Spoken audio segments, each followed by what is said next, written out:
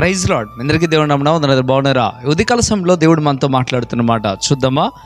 యోహాను సువార్త 14వ అధ్యాయం 18వ వచనంలో ఈ రీతిగా రాయబడతా ఉంది, మిమ్ములను అనాథులుగా విడువను. దేవుడు అంటున్నాడు, మిమ్మల్ని నేను అనాథులుగా విడువను అంటున్నాడు. దేవుడే చెప్తున్నాడు మనకి ఈ మాట. మనం ధైర్యంగా ఉండాలి.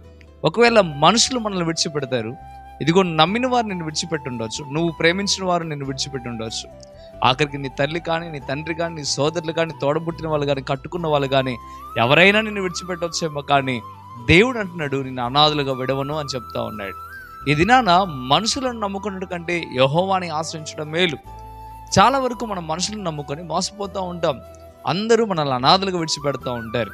అన్నీ మన దగ్గర బాగున్నప్పుడు మన దగ్గర ఉంటారు, మన దగ్గర ఏమీ లేనప్పుడు ఎవరూ మన కంటికి కూడా కనిపించరు. ఎంత బంధువైనా కనిపించరు, ఎంత దగ్గర వారైనా కనిపించరు, తోడబుట్టిన వారైనా కనిపించిన పరిస్థితి. కానీ దేవుడు అంటున్నాడు నిన్ను విడవను, ఎడబాయను. ఎందుకు విడవడు, ఎడబాయడంటే నిన్ను అనాథులుగా విడవడు ఆయన.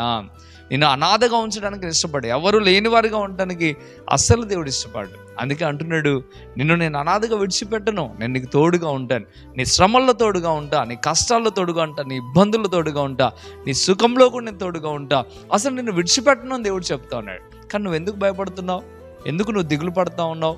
మనుషులందరూ నెట్టివేశారనా? ఇదిగో నేను అందరూ మోసం చేశారనా? దేవుడు నీకు తోడుగా ఉన్నాడు, మర్చిపోకు. నువ్వు దేవుని యందు విశ్వాసం ఉంచు, నమ్మకం ఉంచు, దేవుని యందు భయం భక్తి కలిగి జీవించు. దేవుడు ఎల్లవెల్ల నీకు తోడుగా ఉంటాడు.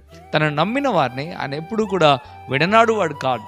ఆయన తప్పక నీకు తోడుగా ఉండి నడిపించి దీవించి ఆశీర్వదిస్తాడు.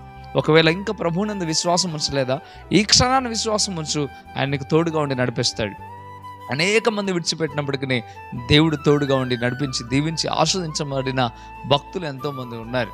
దావీదును అందరూ నెట్టివేశారండి, ఆఖరికి తండ్రి కూడా నెట్టివేశాడు, ఆఖరికి సహోదరులు అందరూ కూడా నెట్టివేశారు. ఒక పెంట మీద గొర్రెలు కాసుకునే వ్యక్తిగా ఉన్నవాడిని దేవుడు లక్ష్య పెట్టాడు. దేవుడు విన్నాడులే, దేవుడు విన్నాడక గొప్ప రాజుగా దేవుడు చేశాడు. ఈ దినాన మనం ఆలోచించాలి. మనుషులైతే విడిచిపెడతారేమో, కానీ దేవుడు విడిచిపెట్టడు అని ఖండితంగా చెప్తున్నాను. ఎందుకంటే నా జీవితంలో కూడా దేవుడు నన్ను విడిచిపెట్టలేదు. మనుషులందరూ విడిచిపెట్టినా దేవుడు నన్ను విడిచిపెట్టలేదు. నీ జీవితంలో కూడా దేవుడు గొప్ప కార్యం చేయబోతున్నాడు. దేవుడు నిన్ను విడిచిపెట్టడు. నీ విశ్వాసాన్ని నువ్వు విడిచిపెట్టకు, కడవరకు నమ్మకంగా ఉండు, దేవుడు సహాయం చేస్తాడు. మంచిది. ఈ మాట నువ్వు నమ్మినట్లయితే, విశ్వాసం వచ్చినట్లయితే ప్రార్థనలోకి పోయించు, నీ కొరకు ప్రార్థన చేస్తాను. పరిశుద్ధ వందనాలు ప్రభా. నిజమైన ఆయన, మనుషులందరూ విడిచిపెట్టినా మీరు విడిచిపెట్టిన దేవుడు ప్రభా, అనాథులుగా విడవని దేవుడు అయ్యా. మీరు మమ్మల్ని కాచి కాపాడి దీవించి ఆస్వాదించి ఉన్నతమైన స్థితికి మార్చే దేవుడు ప్రభా. అయ్యా నీ బిడ్డలందరినీ జ్ఞాపకం చేసుకునండి ప్రభా. మీకు వేలాది స్తోత్రం. ఈ మాట విని విశ్వాసం నుంచి ఎవరైతే ప్రార్థనలోకి భవిస్తున్నారో వారి పట్ల గొప్ప మేలు చేయమని, కృపచేత నింపమని, మీరే తోడుగా నేడుగా ఉండి నడిపించమని ప్రభా.